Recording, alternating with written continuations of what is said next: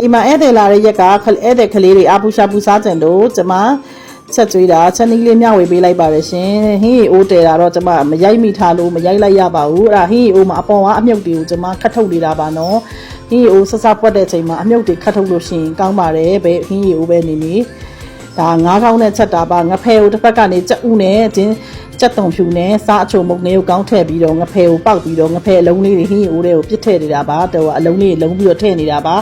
ဒီကလို့ငဖဲကိုတက်ကြော်ထားမယ်ဆိုရင်လည်းကြော်လို့ရပါတယ်ဟင်းအိုးထဲမှာငရုတ်ကောင်းကတော့နန်းချင်းထည့်ပါတယ်ငရုတ်ကောင်းများများထည့်တယ်ဂျင်းချက်တဖြူပရဲကောင်းနဲ့ဟင်းရီကိုတည်ပြီးဒါကမကြီးရီပါမကြီးရီကိုကျွန်မပြုတ်ပြီးသားမကြီးရီကိုတုံးတာပါငရုတ်သီးကိုလည်းလှော်ပြီးတော့ငရုတ်သီးစိမ်းကိုလည်းလှော်ပြီးထောင်းပြီးသားအစင်အသစ်အခုနတစ်ခွက်အခုနပြလိုက်ပါတယ်နော်ဒါကချက်သွန်ဖြူကြိတ်မယ်ချက်သွန်ဖြူကြိတ်ပြီးချက်သွန်ဖြူစီချက်မယ်အခုနလက်နဲ့နှီးနေတာပဲတောင်ရှည်ပါတကယ်လို့မကြိုက်လို့ရှင်မထည့်ပါနဲ့ကျွန်မခလေးအိမ်အောင်လာတဲ့ဧည့်သည်ရောကျွန်မခလေးတွေရောကျွန်မတို့ကတော့ပဲတောင်ရှည်အရန်ကြိုက်တယ်ဒီတစ်ခေါက်တော့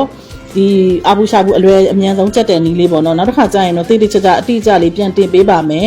မွေးငါချက်တာလည်းတင်ပေးပါမယ်အင်ရှာလာဘာချက်အဲ့လိုအားရင်အားတလို့တင်ပေးပါမယ်ဒါကတော့မုတ်ဖက်ရေနွေးဖြောခတာပါတပိတ်တာပါကိုမီသားစုအနေထားနဲ့များရင်နဲတယ်လျှော့လို့ရပါတယ်မိသားစုနဲရင်90သားအစိတ်သားလည်းလုပ်လို့ရပါတယ်ကျမတို့ကလေးတွေနဲ့အိမ်ကလူတွေစားဖို့နဲ့နည်းနည်းပါးပေးဖို့နဲ့ကျမတို့နည်းနည်းပို့လောက်တာပေါ့နော်ဒါအပေါ်ဟင်းရီကြက်ပါပြီးငဖဲဖက်လေးနဲ့ဟင်းရီငါးကောင်းလေးပါအောင်ခူးပေးတာပါအရန်မြန်လဲမြန်နဲ့လွယ်ခူတယ်ဟင်းရီအိုမြန်လေးခလေးတွေတောင်းဆိုတာအမြန်ဆုံးလေး10မိနစ်နဲ့ပြီးအောင်ချက်သွားအောင်အမြန်ဆုံးငါးကောင်းနဲ့ချက်လိုက်တာပါတကယ်လို့ငါးအသားနဲ့ချက်မယ်ဆိုလို့ရှိရင်လေငါးတော့အသားတော့ဝယ်ပြီးငချင်းခုတ်သားဝယ်ပြီးတော့ငချင်းနဲ့ချက်ငခုနဲ့ချက်လို့ရပါတယ်အသားမြင်ပြီးတော့ချက်မယ်ဆိုလဲအဆင်ပြေပါတယ်ကြိုက်ရင်ကြိုက်ကိုကြိုက်တဲ့ကြိုက်နှစ်တက်ရနီးတိုင်းချက်ပါနော်ဒီမှာအာမီလေးတွေကိုအသားလေးမသိအောင်ဖိုးပြီးရိုက်ထားတာအပူရှာပူအာမီလေးတွေတအားကြိုက်တာကလေးတွေကလာလို့ရှိရင်တို့ကျမအင်ရကလေးတွေနဲ့ဧည့်သည်ကလေးတွေနဲ့အပူရှာပူတအားကြိုက်တော့တို့လာလို့ရှိရင်ကျမအမြဲတမ်းချက်ပြီးတော့ကျွေးလို့ရှိပါတယ်